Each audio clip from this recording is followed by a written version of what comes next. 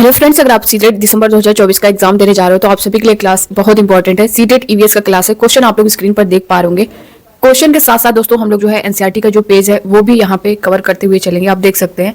तो इससे क्या होगा कि आपका क्वेश्चन तो तैयार होगा, साथ ही जो आपका एनसीईआरटी है वो पूरा यहाँ से कवर हो जाएगा।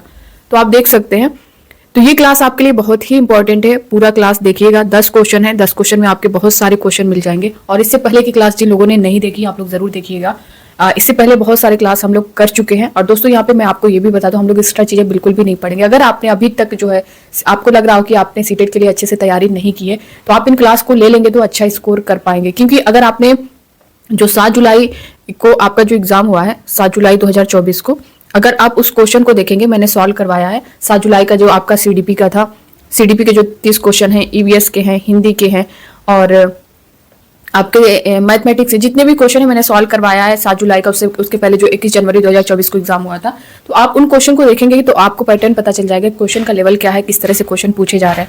आप उसे भी जरूर देखिएगा। अब यहाँ पे अगर आप देखेंगे दोस्तों, जो आपका ईवीएस में क्वेश्चन पूछ रहा है, क्वेश्चन आपसे यहाँ से पूछ रहा है, फिर आपका जो लाइन है ना वो एनसीईआरटी की लाइन यहाँ पे मेंशन कर दे रहा है। तो अगर आप एनसीईआरटी नहीं पढ़े रहेंगे, अच्छे से डिटेल नहीं पढ़े रहेंगे, तो आप उसका आंसर नहीं कर पाएंगे, गलत करके चले आएंगे। तो अगर आप इस क्लास को ले रहे हैं तो आपका क्वेश्चन के साथ साथ एनसीईआरटी में जो लाइन बाय लाइन जो आपका पॉइंट दिया गया है वो आपका जो है तैयार हो जाएगा। ऑप्शन में वही चीजें आपको देखने को मिलेंगी।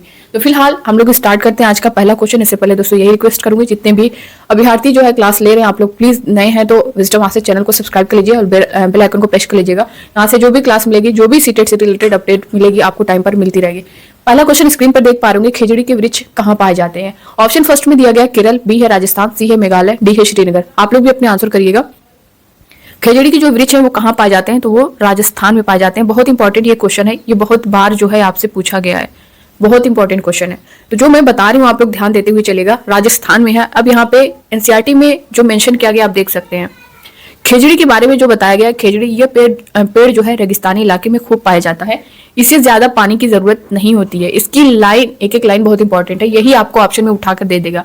अब इसमें क्या है कि खिजड़ी के बारे में कौन सी विशेषता नहीं है, इस तरह से क्वेश्चन कर देगा कि खिजड़ी, इसमें से कौन सी खिजड़ी की विशेषता नहीं है। तो ऑप्शन फर्स्ट में ए में मान लीजिए दे दीजिए, इसे जो है पानी की जरूरत नहीं होती है। और यहाँ पे जो लाइन है एनसीईआरटी की कि इसे ज्यादा पानी की जरूरत नहीं होती है, ऑप्शन में दे देगा कि इसे जो है पानी की ज्यादा जरूरत होती है। वो थोड़ा सा चेंज करेगा और वहां पे आप जो है मिस्टेक कर जाएंगे। इस पेड़ की छाल दवा के काम आती है, ये आपको दे देगा। सीधा उठाकर दिया भी है। इसकी लकड़ी को कीड़ा भी नहीं लगता है, अब दे देगा कि इसकी लकड़ी को कीड़ा बहुत जल्दी लग जाता है। तो आपको यहाँ पे लाइन बाय लाइन ध्यान देना है। इसी तरह अगर आप देखेंगे 7 जुलाई को जो आपका एग्जाम हुआ था, उससे पहले 21 जनवरी को जो आपका एग्जाम हुआ था, उसमें देखेंगे तो इस तरह के क्वेश्चन पूछे गए हैं। अब यहाँ पे इस पेड़ की छाल जो है दवा के काम आती है और इसकी लकड़ी को कीड़ा भी नहीं लगता है। इस पेड़ की फलियों की सब्जी भी बनाई जाती है। इसकी पत्तियां वहां पर रहने वाले जानवर खाते हैं और इसकी छाया में तुम जैसे बहुत से बच्चे खेलते भी हैं। तो ये खिजड़ी से रिलेटेड अगर क्वेश्चन करेगा ना, तो इतना जो आपकी जो लाइन दी गई है, इससे बाहर आपका एक पॉइंट भी नहीं बनेगा। सीटेट की ये क्वालिटी कह ले या जो भी कह ले, जो क्वेश्चन वो उठाता अपने सिलेबस के अंदर ही, और जो एनसीईआरटी बेस्ड है उसके बाहर से क्वेश्चन आपको नहीं देखने को मिलेगा। तो आप इतना पढ़ लेंगे। अगर मान लीजिए खिजड़ी से रिलेटेड क्वेश्चन कर रहा है तो आपका गलत नहीं होगा। सेकंड क्वेश्चन देखते हैं। अगला क्वेश्चन आप लोग देख पा रहे होंगे, ये भी बहुत इंपॉर्टेंट है, ये भी बहुत बार जो है आपसे पूछा गया है। आरटीई अधिनियम कब पारित किया गया। ऑप्शन ए में दिया गया है 2000 या फिर 2005 में या फिर 2007 में या फिर 2009 में। तो ये आरटीई अधिनियम जो है 2009 में पारित किया गया। ऑप्शन डी इसका करेक्ट होगा। अब यहाँ पे हम लोग एनसीईआरटी का पेज देख लेते हैं। यहाँ पे जो आरटीई से रिलेटेड जो डिटेल दिया गया है, क्या है आरटीई अधिनियम 2009। यह जो है 6 से 14 साल के सभी बच्चों को मुफ्त एवं अनिवार्य शिक्षा का अधिकार देता है। कौन? RTE act 2009। यहाँ पे अगला क्वेश्चन आप लोग देख पा रहे होंगे, मधुमक्खी पालने का सबसे अच्छा समय कौन सा है। मधुमक्खी का पालने का जो अच्छा समय है वो कौन सा, ये पूछा गया। ये क्वेश्चन बहुत बार रिपीट हुआ है। अगर जो आपका ऑनलाइन एग्जाम हुआ था 23-24 शिफ्टों में, उसमें भी अगर आप देखेंगे, इसमें भी अभी, और मधुमक्खी से रिलेटेड अभी आपका जो 7 जुलाई 21 जनवरी को जो आपका एग्जाम हुआ था, उसमें भी मधुमक्खी से क्वेश्चन पूछा गया है। उसके बारे में मैंने एक वीडियो 4-5 मिनट की वीडियो होगी, उसके बारे में मैंने पूरा डिटेल उस क्वेश्चन को भी लिया है और उसके बारे में पूरा डिटेल बताया भी है। तो यहाँ पे आप देख सकते हैं मधुमक्खी पालने का सबसे अच्छा जो तरीका है वो अक्टूबर से दिसंबर है, या फिर अक्टूबर से नवंबर है, या फिर दिसंबर से जनवरी, या फिर जनवरी से मार्च है। तो मधुमक्खी पालने का जो सबसे अच्छा तरीका है ना, वो अक्टूबर से दिसंबर है। फर्स्ट वाला जो ऑप्शन है यही आपका करेक्ट हो जाएगा, अक्टूबर से दिसंबर। ठीक है, ए वाला ऑप्शन जो है करेक्ट हो जाएगा। अभी जो है हम इससे रिलेटेड पूरी जानकारी लेंगे मधुमक्खी से। शहद के लिए फूलों का रस ढूंढती हैं, नर मधुमक्खी ढूंढती हैं या फिर मादा मधुमक्खी या फिर काम करने वाली मधुमक्खी या फिर इनमें से सभी। तो शहद के लिए फूलों का रस जो ढूंढती है ना, वो काम करने वाली मधुमक्खियां ढूंढती हैं। सी वाला जो ऑप्शन है इसका करेक्ट हो जाएगा। यहाँ पे जो अगला आप देख सकते हैं जो एनसीईआरटी का पेज है, मैंने सोचा कि मैंने ये भी काम कर लूं, तब मैंने गांव में मधुमक्खी पालने के लिए एक सरकारी कोर्स भी भाग लिया। कोर्स में भाग लेने वालों में अकेली लड़की थी। ट्रेनिंग में मुझे पता चला कि अक्टूबर से दिसंबर तक का समय मधुमक्खियों के अंडे देने का होता है। मधुमक्खी पालन शुरू करने का सबसे अच्छा समय जो होता है यही होता है। कौन सा? अक्टूबर से दिसंबर का। और यही क्वेश्चन आपसे पूछा गया था और ये क्वेश्चन बहुत बार रिपीट भी हुआ है। और इससे रिलेटेड जो है आपको पूरी जानकारी लेना यहाँ पे दोस्तों बहुत ज़रूरी है। यहाँ पे मैं आपको बता दूं कि जो हर छत्ते में अगर आप देखेंगे तो मधुमक्खी से रिलेटेड यहाँ पे आप पॉइंट्स को नोट कर सकते हैं। हर छत्ते में जो है एक रानी मक्खी होती है। हर छत्ते में जो है एक रानी मक्खी होती है और छत्ते में कुछ नर मक्खी भी होती हैं। छत्ते में भी बहुत सारे काम करने वाली मक्खियां भी होती हैं। ये दिन भर जो है काम करती हैं। जो काम करने वाली मक्खियां होती हैं वो दिन भर काम करती हैं। शहद के लिए फूलों का रस भी वही ढूंढती हैं जो अभी आपने क्वेश्चन में देखा होगा। जब किसी मक्खी को रस मिल जाता है तो वो एक तरह का नाच भी करती है, जिससे दूसरी जो मक्खियां हैं उनको पता चल जाता है कि रस कहाँ पे है। वे रस जो है शहद बनाती हैं। छत्ता बनाने का काम इन्हीं का होता है, जो काम करने वाली मधुमक्खियां होती हैं, और बच्चों को पालने का भी। ये ना हो तो छत्ता नहीं बनेगा और नहीं शहद इकट्ठा होगा। और शहद के बिना जो है छत्ते की सारी मधुमक्खियां भूखी ही रह जाती हैं। नर मक्खी छत्ते के लिए कुछ खास काम नहीं करती है। और यहाँ पे ये था आपके नर मक्खी को लेकर के, मादा मधुमक्खियों को लेकर के, और जो काम करने वाली है। साथ ही दोस्तों यहाँ पे जो आपके मधुमक्खियों की तरह जो है चींटियां भी मिलजुल कर ही रहती हैं। यहाँ पे पूछा जाता है समूह के बारे में कि कई बार ऐसे क्वेश्चन किया जाता है कि इनमें से कौन से जो है समूह में नहीं रहते हैं। तो जो मधुमक्खियों की तरह जो है चींटियां भी मिलजुल कर ही रहती हैं। सभी चींटियों का काम बटा होता है। रानी चींटी जो है वो अंडे देती है। इसको आप लोग नोट कर लीजिएगा, बहुत इंपॉर्टेंट है। रानी चींटी जो है वो अंडे देती है। सिपाही चींटी जो है वो ये जो है बिल का ध्यान रखती है। और काम करने वाली चींटियां जो है भोजन ढूंढ कर बिल तक लाती हैं। और दीमक ततैया जो इस तरह समूह में रहते हैं, अगर दीमक की बात कर लें या फिर ततैया की बात कर लें, मधुमक्खी है, ये सब जो है यहाँ पे ये सब समूह में रहने वाले हैं। इसमें से कोई एक ऑप्शन अलग दे देगा कि इसमें से कौन से समूह में नहीं रहते हैं। तो आपको ये एनसीईआरटी की पूरी लाइन है दीमक ततैया, अभी हम लोग उसे भी देख लेंगे यहाँ पे।